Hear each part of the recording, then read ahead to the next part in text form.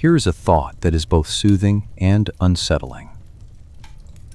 When anesthesia erases the feeling of "I am here," the brain does not go dark. It loses a fragile bridge that keeps certain possibilities together. If that bridge exists, then each moment of awareness is a delicate choice at the edge of order and noise. We will keep our tones soft, our claims modest, and our curiosity awake. You may fall asleep with a clearer picture of where this bridge might live, and how we will know if we are wrong. Why does red feel like a mood and not just a number? Why does experience feel unified when its causes are scattered? And why can a quiet, colorless drug erase presence in seconds? Keep these three beside you. We will answer one of them before we move on. Soon, the switch. Some researchers propose that coordinated subneuronal processes could shape conscious moments. It is a cautious hypothesis under active debate. 3 guardrails keep us honest. Correlation is not causation. Timing matters more than stories, and replication matters most of all. With that in mind, we can explore without overreaching. Begin with a picture that seems small. Quantum mechanics describes how matter and energy behave at very small scales, where atoms and their parts show unusual habits. A single particle can occupy several possibilities at once, a state called superposition. 2 particles can become linked so that a change in one is reflected in the other, a connection called entanglement. Particles can also pass through barriers that should stop them, an effect known as tunneling. For many decades, scientists assumed these effects were too fragile for living systems. The brain is warm, full of moving water, and crowded with charged molecules. Random motion tends to scramble delicate quantum patterns. In that view, the mind must run on classical processes, where objects have definite positions and states. The common metaphor was a computer made of cells and chemicals, obeying ordinary rules. If conscious scenes need a moment of hush to bind their pieces, then any molecule that reliably steals that hush will feel like a switch. Ordinary sleep loosens the scene and then returns it. Anesthesia breaks the bridge quickly and holds it down. The speed hints at a small, coordinated mechanism. The reliability hints that we can find it. Yet nature keeps surprising us. In some plants, energy absorbed from light travels with remarkable efficiency through a maze of molecules.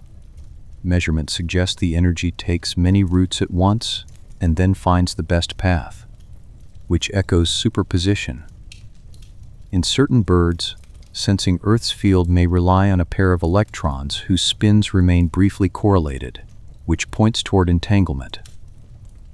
These cases do not prove anything about thought, but they show that biology can sometimes shelter quantum behavior.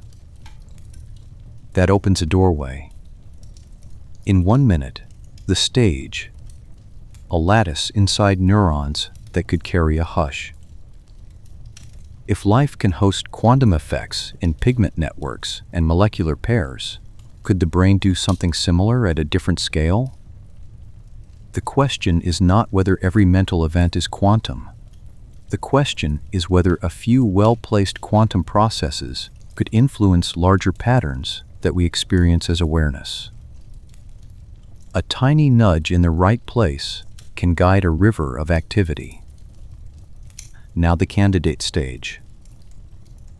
This brings us to an unusual partnership.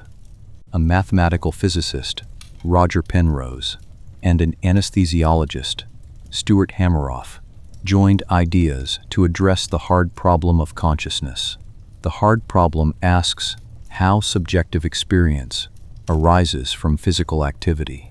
Their proposal is called orchestrated objective reduction, often shortened to Orch-OR. It blends a physics idea about when quantum states collapse with a biology idea about where this might happen in cells. Penrose suggested that collapse is not only a matter of measurement by an observer or the environment. He proposed that gravity sets a natural boundary for quantum superpositions. When a mass is spread across different possibilities, that split has a kind of gravitational self-energy. If the split is large enough, the superposition becomes unstable and resolves on its own after a characteristic time.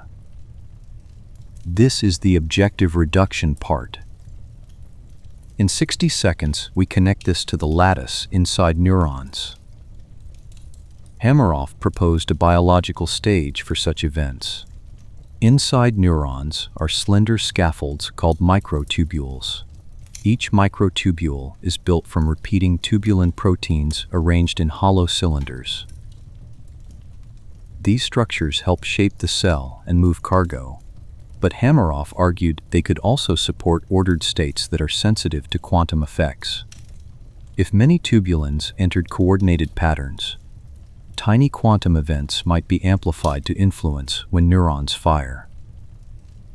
The orchestrated part is the key claim. The idea is that microtubules across neurons could synchronize their quantum episodes. When objective reduction occurs at many sites, the joint event could select certain patterns of neural activity. In that frame, moments of awareness would not be passive byproducts. They would be tied to punctuated physical processes that choose among alternatives. Here is where we draw the line between data and speculation. Critics raised strong objections. The brain is not a laboratory bench kept near absolute zero. Thermal motion and random collisions tend to destroy quantum order very quickly, a process called decoherence. Early estimates suggested that any superposition inside a neuron would fall apart far faster than neural timescales. If that were true, quantum influence would fade before it could matter for thought. Supporters answered that the estimates used simplified assumptions. They argued that microtubules may host collective vibrations that are more robust than isolated particles. Some models suggest ordered water near protein surfaces can reduce noise for brief windows. Others propose that microtubules' lattice symmetry allows special modes that resist disturbance. These are active lines of inquiry rather than settled facts, and many researchers remain unconvinced. To ground the debate, it helps to look at evidence from biology. In photosynthetic complexes, experiments using ultrafast spectroscopy have observed oscillations that last longer than expected. Some teams interpret these as quantum coherence guiding energy flow, although alternative classical explanations exist. In avian magnetoreception, chemical reactions sensitive to spin states provide a plausible route for entanglement to play a role. These examples show that life can, at least sometimes, exploit subtle physics. What about the brain itself? Direct proof of quantum effects in human thought remains elusive. A few studies have reported correlations in medical imaging signals that could hint at non-classical links between regions. The tools involved, such as MRI and related magnetic resonance methods, are sensitive but indirect. Signal interpretations are debated, and replication is essential. The prudent view is that the door is not closed, yet firm evidence has not arrived. Anesthesia offers another window. When a person loses awareness under anesthetic drugs, neurons still fire, yet the pattern changes. Hameroff and others note that many anesthetics bind to hydrophobic pockets on tubulin proteins. This suggests a possible pathway from a molecular site to a global shift in experience. The claim is suggestive, and it calls for careful tests to isolate which interactions are necessary and which are incidental. To keep the discussion balanced, remember how complex the brain is. Billions of neurons connect through trillions of synapses with rhythms that wax and wane across many timescales. It is easy to picture a single silver bullet explanation. Reality is likely a layered system where electrical, chemical, and perhaps rare quantum events all interact. The question is about influence and leverage rather than total control. Let us return to superposition with clear eyes. In everyday terms, superposition means a system carries several options at once until something pushes it to decide. In the brain, many possibilities are represented in parallel as patterns of activity compete. That picture can be drawn entirely with classical tools.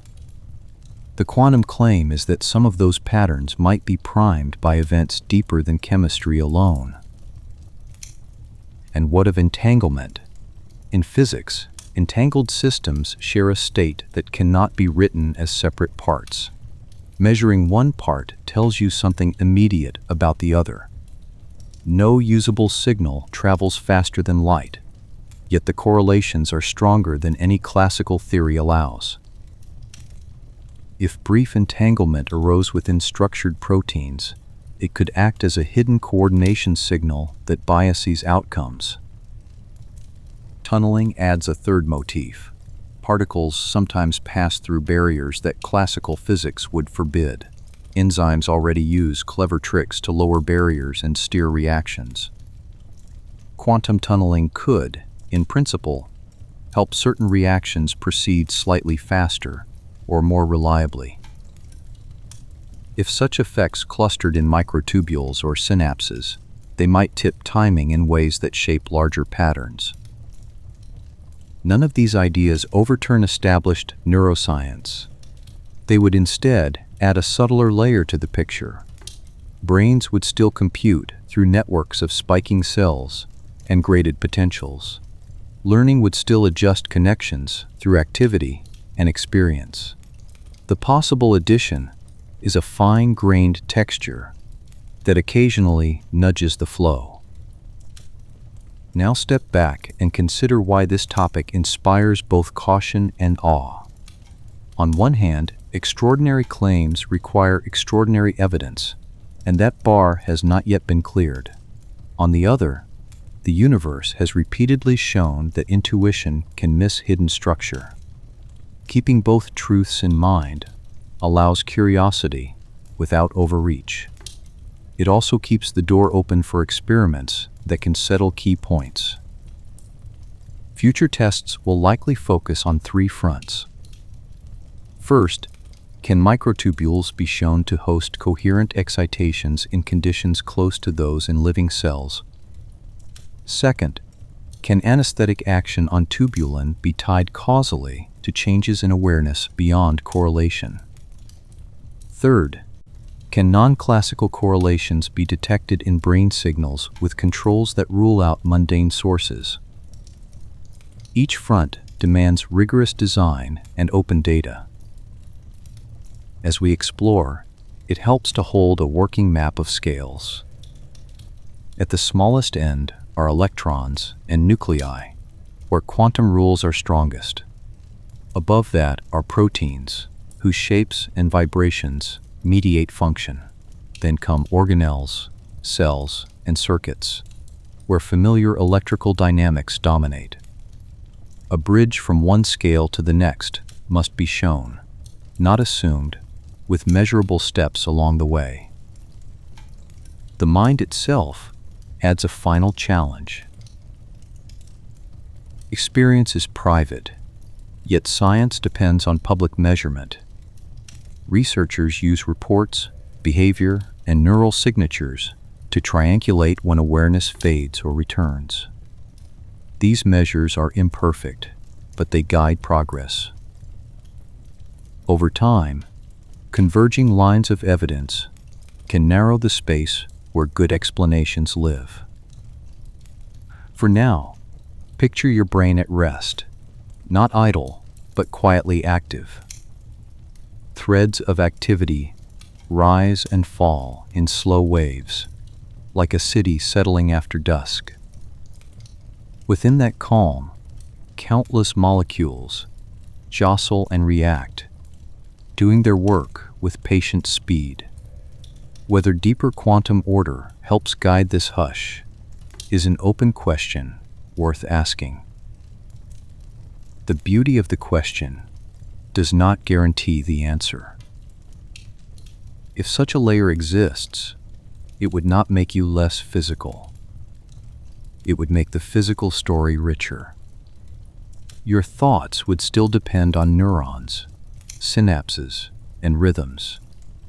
The claim would be that certain molecular structures add a subtle steering wheel, one that turns only in special conditions. That is a modest hypothesis compared with grand metaphysical leaps. There is also a practical reason to study the idea. Better models of anesthesia could improve patient safety and recovery. Deeper knowledge of protein dynamics could inspire new sensors or treatments. Insights from quantum biology could cross-pollinate with neuroscience in ways that help real people. Curiosity and care can walk together. We can also learn from past debates. Early proposals often spark strong pushback, and that can be healthy. Critique forces sharper predictions and cleaner experiments. Hypotheses that survive will earn their place. The rest will teach us why they failed, which is also progress. Consider the geometry of the scaffold at the center of this proposal. Tubulin proteins pair into dimers that line up to form protofilaments, which then curve to build a hollow cylinder. In many cells, there are typically 13 protofilaments per cylinder, though exact counts can vary with conditions. In neurons, these cylinders stretch for long distances and provide tracks for transport. They also help keep the shape of axons and dendrites through quiet strength. In most tissues, microtubules grow and shrink with restless energy, a behavior called dynamic instability. Neurons tame that behavior with stabilizing proteins and subtle chemical tags placed on tubulin. These tags include small groups that attach to the protein surface and affect how it interacts. The result is a lattice that is both flexible and orderly across meaningful spans. Order matters when we ask whether coordinated vibrations can arise. Each tubulin carries electric charges arranged in a way that gives it a small dipole moment. Many dipoles arranged on a lattice can, in principle, line up to form larger patterns of polarization. Some models argue that such patterns could support collective oscillations that last long enough to matter. These oscillations would be gentle waves of charge and shape that spread through the cylinder. Evidence for this in living neurons is still being gathered. The inner space of the cylinder, called the lumen, holds water and dissolved ions.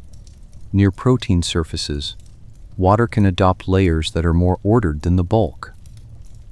Supporters of the quantum view suggest these layers reduce random disturbances for brief windows. Skeptics counter that warm conditions still dominate and that order will fade quickly. This is an empirical question that careful measurements can answer. In the wider proposal, each tubulin dimer is treated as a unit with at least 2 conformational states. A conformational state is a stable shape that a protein can adopt under given conditions. If many dimers switch states together, the pattern could bias a neuron toward firing sooner or later. Small timing differences can alter how networks settle, especially in fast rhythmic ranges. The idea is subtle steering rather than brute control. Now connect this lattice behavior to objective reduction in physics. When mass is in a superposition of different arrangements, there is a tiny difference in how each arrangement curves space. That difference carries gravitational self-energy. Penrose proposed that when this difference grows past a threshold, the superposition becomes unstable and resolves. The time to resolve is inversely related to the energy difference. Larger differences end sooner. In this frame, many small superpositions could persist for short spans inside the lattice. When a coordinated pattern reaches a particular scale, objective reduction would trigger a joint resolution. That resolution would select one among several near futures for the local network. If many regions were orchestrated to reach threshold together, the joint effect could be noticeable. This is the heart of the orchestrated part of the theory.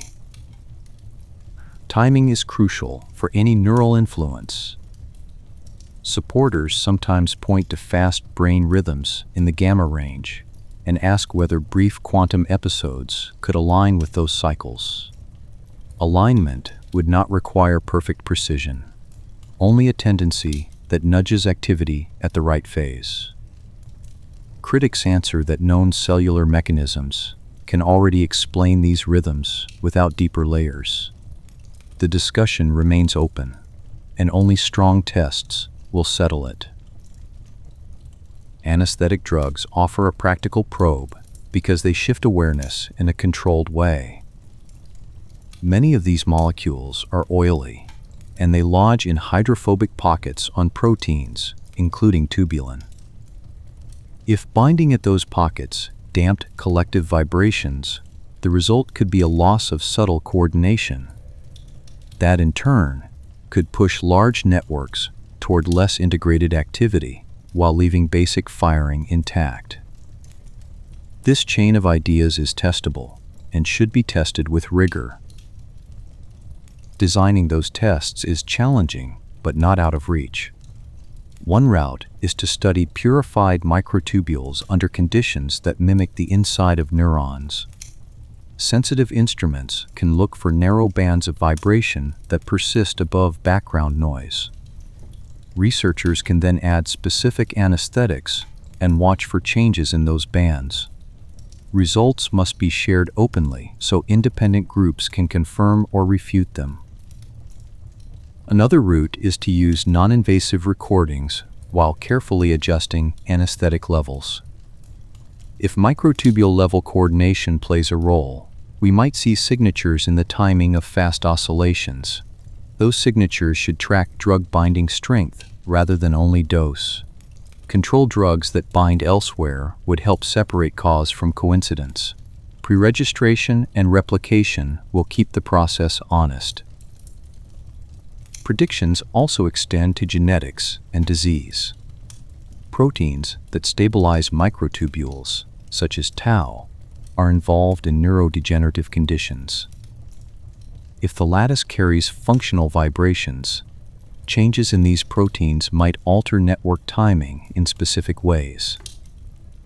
That does not mean the quantum layer causes disease, only that it could modulate symptoms. Careful analyses could look for patterns that match or contradict this expectation. It is important to make a clear distinction about randomness. Quantum events include genuine unpredictability, yet unpredictability by itself does not grant meaning. Agency in everyday life still depends on learning, memory, and goals shaped by experience. A possible quantum layer would add texture to how options are sampled and settled. It would not replace the familiar ingredients of a mind at work. The theory earns respect only by surviving contact with data. That means specifying time windows, energy scales, and measurable outcomes in advance. It means stating which results would count as a failure and standing by that line. It also means embracing alternative explanations when they account for patterns with fewer assumptions. This is the healthy path for any ambitious idea. Next, we move from scaffold to signal. 3 predictions you can hold against data: which timings should shift, what the controls must do, and where a clean falsification would land. You have a sense of the terrain and the stakes. You have met the central ideas and the most common concerns. We begin with signals you can measure. The aim is simple and strict. Take cautious ideas and turn them into predictions that succeed or fail in bright light. We keep the tone gentle, but the criteria firm. When ideas meet data, the calmest answer wins. Start with timing, because timing is where fragile coordination would show its hand. If subtle order helps bind a scene, then the moments that keep fast rhythms aligned should soften under anesthetic binding. Not all drugs would behave the same, because binding sites and downstream effects differ across molecules. The signature to watch is not a general slowdown, but a specific weakening of alignment at precise phases of the ongoing slow waves. If that pattern tracks binding strength rather than only dose, the first prediction earns a point. Why binding strength over raw dose? Dose is what you give. Binding strength is how tightly the molecule sits in its pocket. 2 people, given the same amount, can show different binding, depending on chemistry and state. A mechanism at the molecular site cares about binding more than the nominal amount delivered. Measuring the relation between binding and timing moves us from stories to tests. What does timing mean here? The brain carries slow waves that rise and fall like a tide. On top of them ride faster rhythms that carry fine detail. In healthy awareness, the fast activity tends to arrive at certain phases of the slow cycle, as if many small boats caught the same swell. The prediction is modest. The alignment should weaken in a way that matches the binding curve of the anesthetic at its protein site. To watch this happen, you do not need a surgical approach. Non-invasive recordings can follow the dance of phases with high temporal resolution. We are not chasing perfect maps of location. We are watching the clockwork of coordination. Before each study, register the analysis steps in detail and commit to them. That way, any positive or null result stands on clear ground. A second prediction concerns controls that should stay quiet. If the effect depends on binding in a tubulin pocket, then a non-binding control should not produce the same timing shifts. Temperature changes within safe and narrow bounds can also serve as a control by slowing many processes without touching the pocket. If the timing signature follows the binding drug, but not the controls, the case strengthens. If controls move the signature the same way, the claim weakens. There is a third prediction tied to recovery. As the anesthetic unbinds, alignment should return with a time course that reflects that unbinding curve. People do not wake at the same second, yet the shape of return should match the biophysics of the pocket when averaged over many cases. If the signature comes back before the drug has meaningfully unbound, the mechanism is likely elsewhere. This reversibility helps guard against confusing cause with coincidence.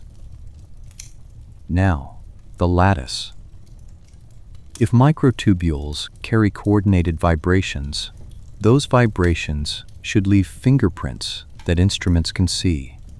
In purified preparations tuned to near physiological conditions, look for narrow bands of resonance that persist above noise for brief windows.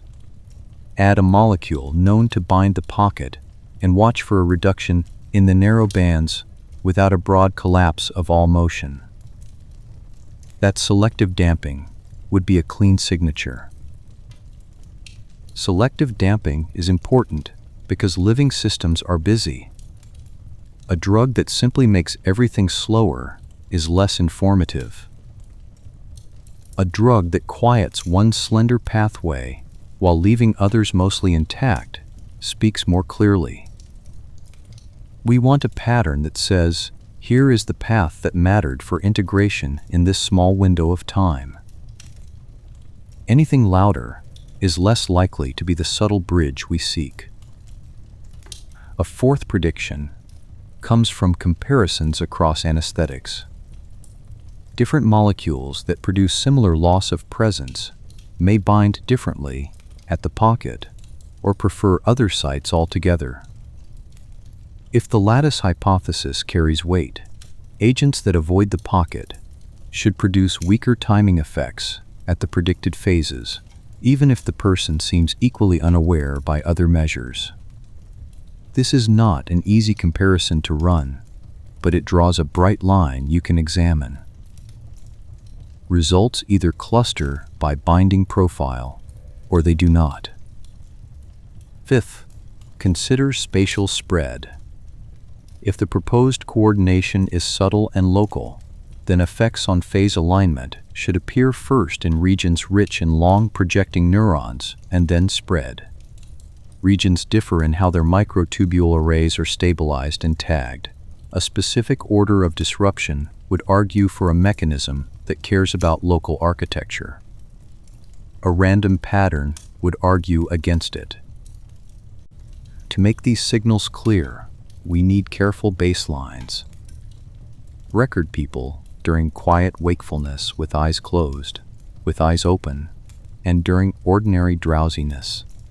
Each state has its own rhythm signatures. The point is not to bless one pattern as awareness and another as its absence.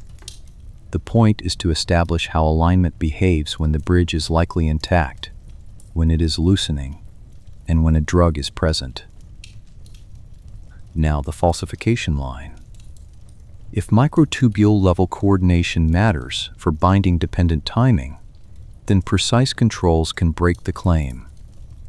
If a non-binding control produces the same timing effects, the hypothesis fails that test.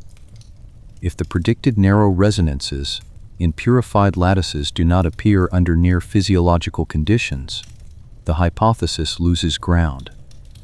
If recoveries do not track unbinding, the causal chain is unlikely. A strong null beats 10 pretty anecdotes. Some listeners will ask whether these predictions lean too heavily on a single class of protein. That is a fair question. The claim is not that everything funnels through one scaffold. The claim is that one scaffold could host a fragile coordination channel that briefly biases timing at the right scale. If that channel is real, it should have distinctive signatures you can check. Others will ask whether known network mechanisms can already explain timing changes under anesthesia. They can explain many of them. Drugs adjust receptors, ion channels, and synaptic gain in ways that alter activity patterns across the brain. Those roots remain the main story. The lattice idea would add a small lever that acts upstream of some of those changes. Here is a small, concrete way to stage the test. Gather a group of healthy volunteers and record non-invasive signals during a gentle, well-studied anesthetic infusion. Pre-register the analysis with a primary outcome tied to phase alignment in a narrow window. Include 2 control conditions that match the general sedation and the cardiovascular effects without strong pocket binding. Share the code and the full raw data once the study locks. With that in place, state the pass and fail criteria in plain language. Prediction passes if alignment weakens at the named phases in step with binding estimates and recovers with unbinding. Prediction fails if alignment moves differently, if controls move it the same way, or if noise dominates the effect despite adequate power. Leave room for uncertain outcomes, but do not blur the bright lines. When results arrive, keep the same calm tone either way. The same spirit applies at the bench. In purified lattices suspended in buffer, scan for narrow resonances that persist longer than background would allow. Add an anesthetic that binds the pocket and watch for selective damping without broad collapse. Then add a non-binding control with similar size and charge that does not bind the pocket. If both damp equally, the pocket-specific claim weakens. If only the binder dampens the narrow band, the claim gains a step. None of this demands mystical language. It asks for patience and for steady methods. It asks that we draw the boundary between data and speculation in ink, and then respect it. The wonder survives that boundary just fine. In fact, it grows clearer when the measurements are honest. While we test, we can also sketch gentle expectations for real-life experience. If a fragile coordination helps bind a scene, attention may feel easier when distractions drop and background noise lowers for a moment. Practices that quiet the system should, at times, make binding feel smoother, without turning anyone into a detector of deep physics. This is not a claim of special powers. It is a reminder that state matters when small effects ride on large systems. A note on unity of experience. Many networks fire at once, yet you do not feel like a committee. Most of the time, experience has a single scene quality, even when it shifts quickly. That unity may come from ordinary integration alone. If a tiny extra lever exists, it would help align timing in just the right places, for just long enough to knit a moment. Now a note on qualia, the felt texture of a moment. Physics gives you numbers for wavelength and power, but not the private taste of red. Neuroscience maps the circuits that process color, memory, and expectation, and that mapping is powerful. The small lever described here would not manufacture redness. It would help the circuits that already carry the meaning of red to cohere at the right time. A pause for humility. The history of science is full of good ideas that broke on the shoals of data. It is also full of odd ideas that survived sharp testing and sharpened the whole field.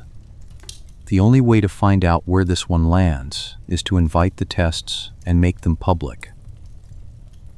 Neither enthusiasm nor skepticism should have the last word before the measurements do. To keep the listening clean, let us gather the predictions in one place. Underbinding at the pocket, phase alignment in defined windows should weaken and then recover with unbinding. Controls without pocket binding should not show the same shift. Purified lattices near physiological conditions should display narrow resonances that selectively damp under pocket binding. Differences across anesthetics should cluster by binding profile more than by surface similarity. If these fail clearly, the lattice lever is unlikely to contribute to awareness. If these pass in multiple labs, the lever deserves a seat at the table with other mechanisms. Either way, we gain knowledge about how timing and awareness move together. That knowledge improves care, sharpens theory, and keeps the story honest. Design discipline keeps this work honest.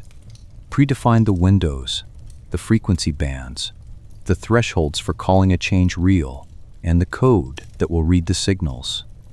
Share every assumption so others can improve them. Expect the first studies to be rough and the later ones to be cleaner. The path from idea to evidence is a careful climb. There is more we can test without touching a person. Thin layers of purified lattices can be laid on simple chips and cooled only a little to steady the background. Gentle pulses can probe the response, while sensors listen for narrow bands that hold shape beyond chance. Small changes in salt, pressure, and acidity can map the borders where coherence holds or fails. Each border teaches us which features of the lattice are load-bearing. Substitution studies add another tool. Replace the water with heavy water for a short time and see whether any narrow bands shift their position or lifetime. If the shifts are large, the pathway may depend on hydrogen motion in a specific way. If the shifts are small, the pathway may rely more on the protein lattice itself. Either outcome narrows the space of viable models. We can test for symmetry too. If a lattice supports special modes because of its repeating pattern, then small, targeted disruptions should break the pattern and shorten the lifetime of narrow bands. Gentle radiation that flips a small number of protein charges should have a different effect from a general heat rise. Pattern-sensitive changes would point to structure as a key partner rather than to noise alone. Next, consider cross-checks in living tissue with no drugs at all. During deep focus, many people show stronger alignment between slow waves and fast bursts. During fatigue detention, the alignment loosens. If a fragile coordination channel exists, its signature should deepen when the system quiets by ordinary means, such as steady breathing and reduced distraction. The change should be small but repeatable. We can bring clinical science into view with care. In conditions where microtubule stabilizing proteins are altered, timing may drift in particular ways. That drift would not prove a deep mechanism, but it would be consistent with a lever that sits at the lattice. Matching drift patterns to specific protein changes would guide both basic science and possible therapies, and it would do so without grand claims. Controls matter as much as findings, so let us state a few more. Vascular changes can shape recordings in subtle ways, so include measures that track blood flow and oxygenation directly. Body temperature affects many processes, so keep it steady within narrow limits and report the exact range. Movement corrupts signals with ease, so use gentle reminders and careful filtering that is pre-registered, not improvised. These steps make positive and null results more trustworthy. Now, anesthetics again. One agent blocks certain receptors more than others and leaves timing signatures that match those routes. Another agent binds the pocket strongly and should, under this hypothesis, add a small extra shift at named phases. A third agent touches neither route and acts mostly through mood and memory, and should not move the phase signature at all. If recordings cluster by these routes, rather than by superficial similarity, the test becomes sharp. If they do not, the idea loses weight. A gentle word about statistics. Define the main outcome and the acceptable false alarm rate before you touch the data. Keep a small set of secondary outcomes and resist the urge to chase every hint. Use blind analysis, where a colleague hides the labels until the code is fixed. When the labels are revealed, accept the result without massaging the borders. There is also value in single subject depth. Record one person across many days with the same careful design. Map how alignment varies with sleep quality, caffeine, mood, and training in quiet attention. Small within-person shifts can be more telling than large but noisy group averages. A consistent relation between quiet state and alignment would support the idea that a hush helps binding. Consider noise sources that often fool us. Muscle tension near the scalp makes fast signals that masquerade as neural bursts.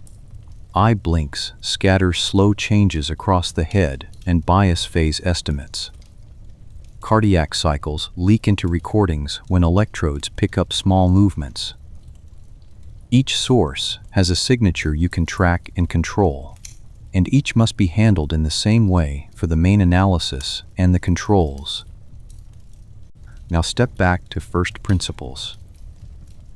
If a fragile coordination channel exists, it must obey ordinary thermodynamics while exploiting small windows of order. That means the channel will never be loud. It will be a quiet bias that shows up in timing, not in raw power. It will ride on top of known mechanisms and nudge them a little.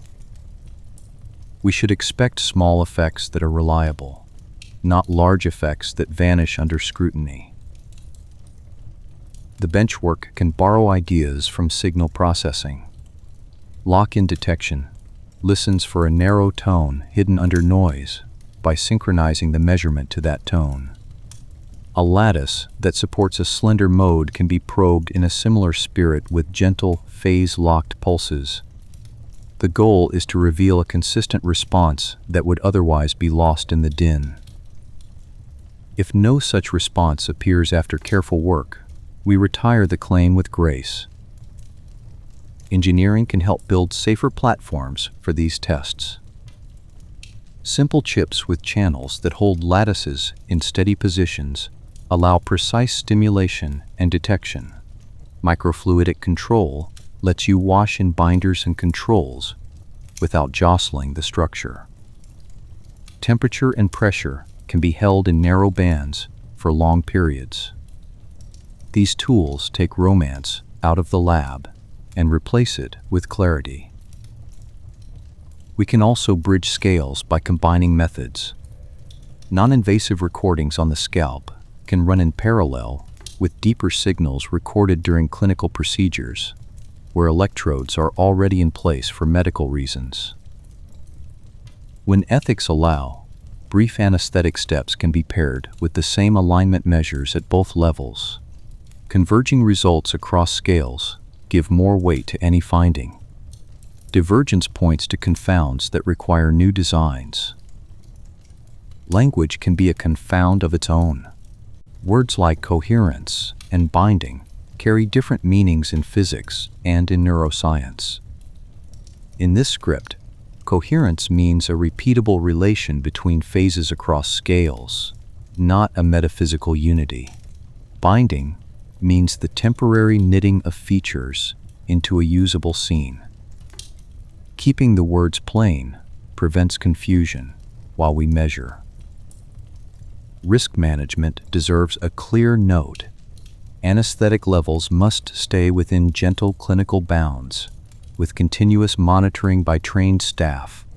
Volunteers should be screened for health conditions that change how drugs behave. The plan for stopping a session must be simple and practiced before any recording begins. Safety is the first result and remains the main result if anything goes sideways. If these studies show nothing beyond ordinary routes, we still win. We will have learned more about timing, recovery, and how presence fades and returns. We will have built cleaner tools for tracking alignment across states. Those tools will serve many questions that have nothing to do with fragile coordination at the lattice. Knowledge gained in one battle often feeds the next with quiet strength. If the studies do reveal the small lever, the next step is translation. Medical teams could refine dosing by watching the timing signature rise and fall in real time. Sleep researchers could test whether certain practices increase the odds of smooth binding at the right scale. Designers of brain-computer interfaces could look for windows where alignment deepens and signals become more usable. None of this requires grand claims. It requires patient craft. Let us not forget philosophy while we stay empirical. The presence of a lever does not tell us what experience is. It tells us how certain moments might form more easily. That is valuable, even if the deep mystery remains.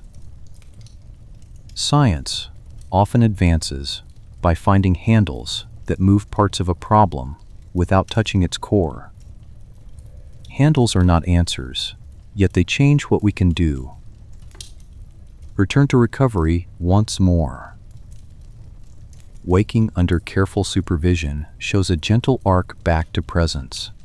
If binding at the pocket matters, the arc should echo the unbinding curve, and the phase signature should find its footing in a familiar order. This echo is a fingerprint you can plot and compare across agents. A missing echo points us back to the larger network story as the full account. Now draw a small picture you can hold while resting. Imagine the brain as a shore where slow tides rise and fall. On those tides, small boats gather into brief fleets that carry scenes across the harbor. An anesthetic loosens the ropes that hold a fleet in formation, and the boats drift apart. When the ropes retie, a scene returns with the next tide. We end where calm curiosity meets measurement.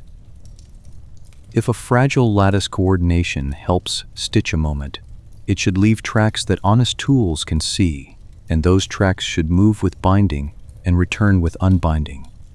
If it leaves no such tracks, we will thank the idea and let it go. Next, we shift from lab signals to a single lived moment to see how timing, feeling, and presence rise and fall together in the space of a breath. Begin with one quiet breath. Let the inhale arrive without effort, and let the exhale leave without hurry. Feel the weight of your body supported, and the space around you steady. In this small stillness, we can watch timing, feeling, and presence rise and fall together.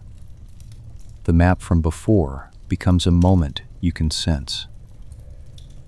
As your breath settles, notice how attention gathers.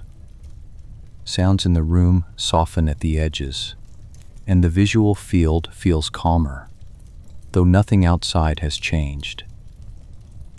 This gentle shift is not a mystical state. It is a common pattern where background noise lowers for a moment. When the noise lowers, rhythms in the brain have a better chance to align. Aligned timing makes a scene feel whole. This whole feeling does not need a strong story. It needs a few parts to arrive together at the right instant. A color, a shape, a memory, and a small intention line up for a heartbeat of time. Then they pass, and another small alignment takes their place. The stream feels smooth because many brief alignments overlap as they hand the scene along. Here is a simple lens for the breath you are taking now. On the slow rise of inhalation, the system becomes slightly more alert and edges sharpen. On the slow fall of exhalation, the system becomes slightly more receptive and edges soften.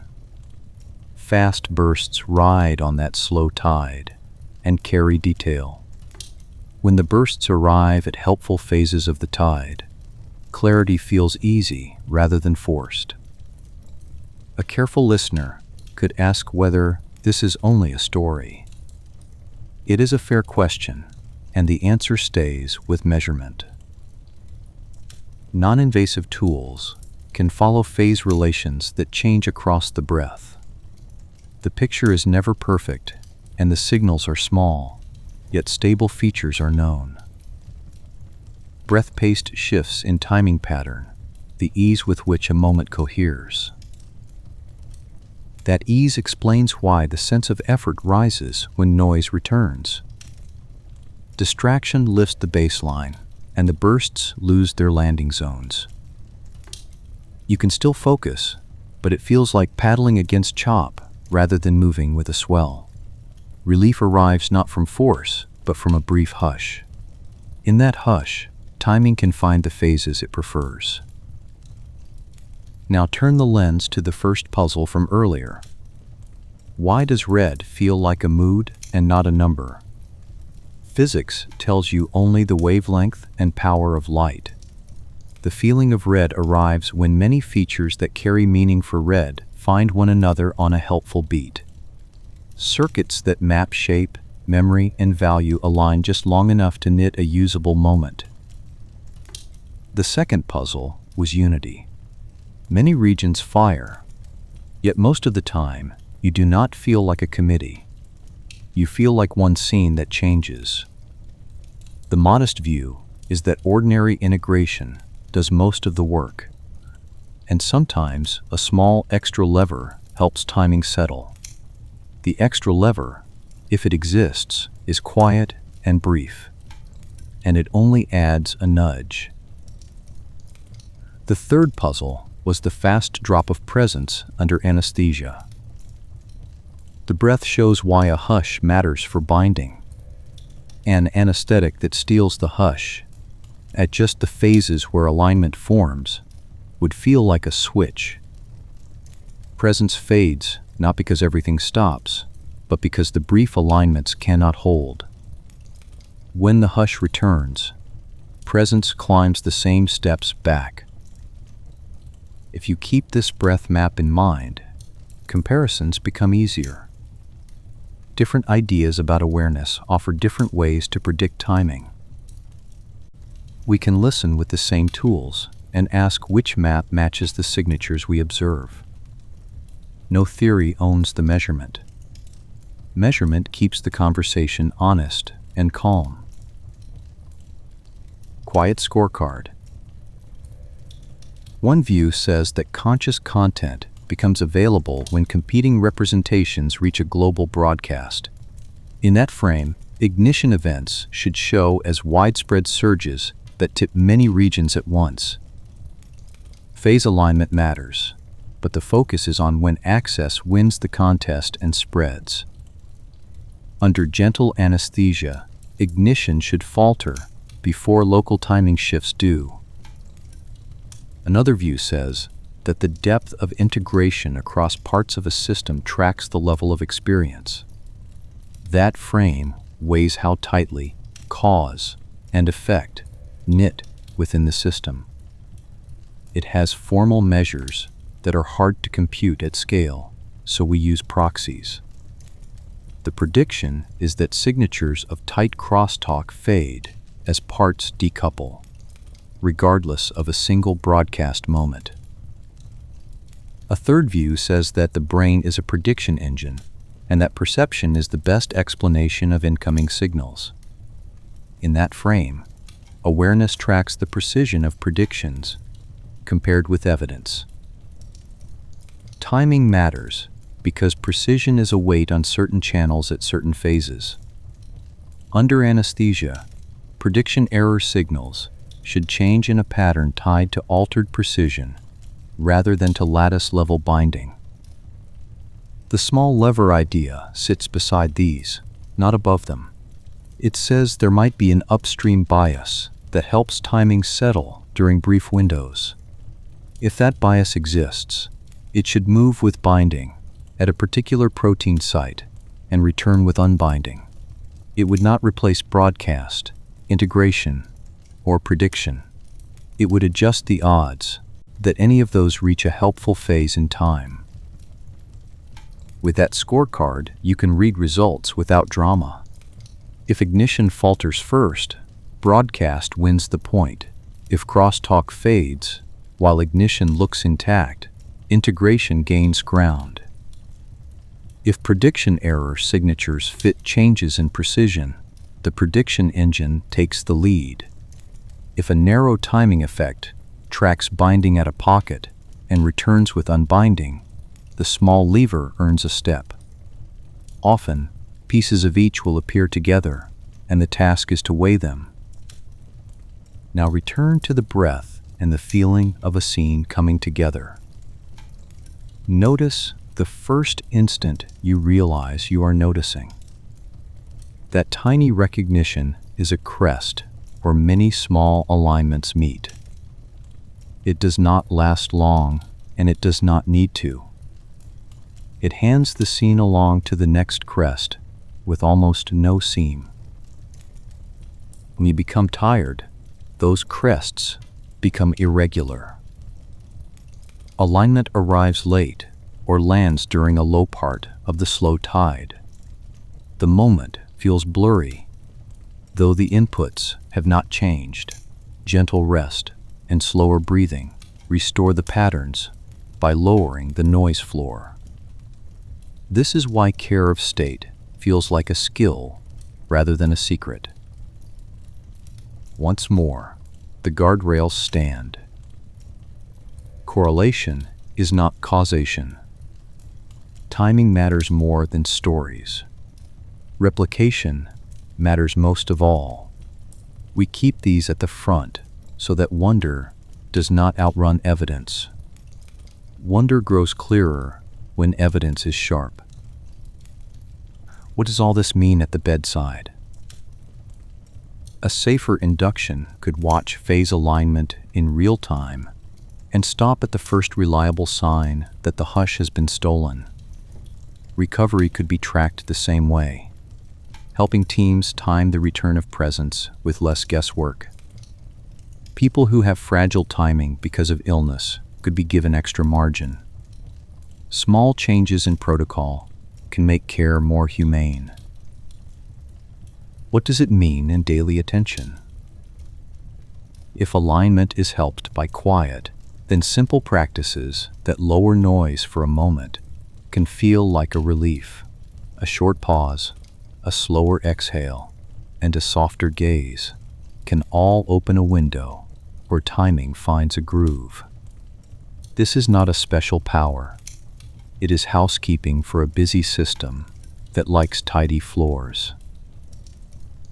A clear caution belongs here. Words like coherence and binding tempt ambitious claims. We keep them small and specific.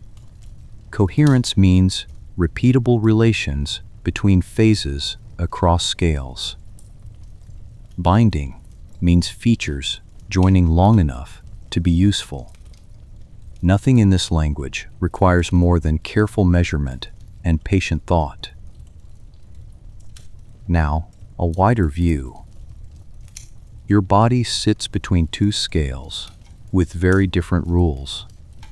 At large scales, physics looks classical and causes feel steady.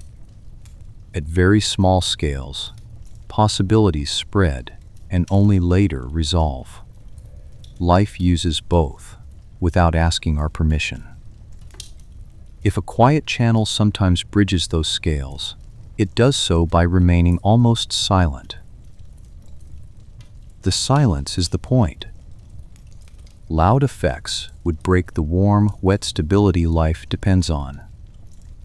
A quiet bias can survive where a loud signal would fail. That is why predictions in this area always point to timing, rather than to raw power.